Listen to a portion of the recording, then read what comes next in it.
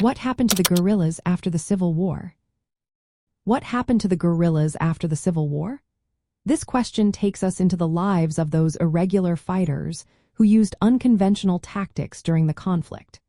After the American Civil War ended in 1865, the fate of these guerrilla fighters varied widely. Many of them disbanded or stopped fighting soon after the formal surrender of the Confederate forces. For instance, Thomas's Legion, which included both white and Cherokee fighters, continued their resistance for about a month after General Robert E. Lee's surrender at Appomattox Courthouse. They finally ceased their activities after capturing Waynesville, North Carolina, on May 10, 1865. This shows that while some groups held out for a time, they ultimately accepted the war's end. However, not all guerrillas had such a peaceful transition. By the end of the war, Union forces had little patience for guerrilla tactics. They often viewed these fighters as outlaws rather than legitimate soldiers. Many guerrillas faced capture, imprisonment, or even death during the chaotic final months of the war and its immediate aftermath.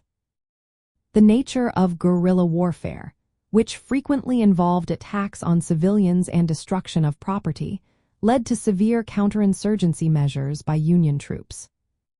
Some former guerrillas took a different path.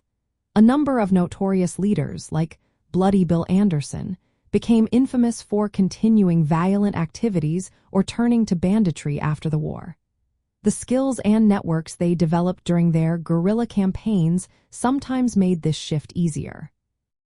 The impact of guerrilla warfare during the Civil War was significant, especially in border states like Kentucky, Tennessee, and Missouri.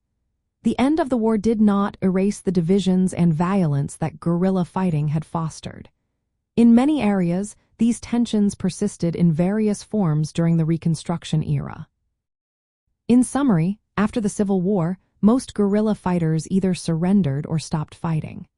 Some were captured or killed, while a few continued violent activities as outlaws. The irregular warfare they engaged in left a lasting mark on the regions where it took place, influencing both military strategies and civilian life in the post-war years.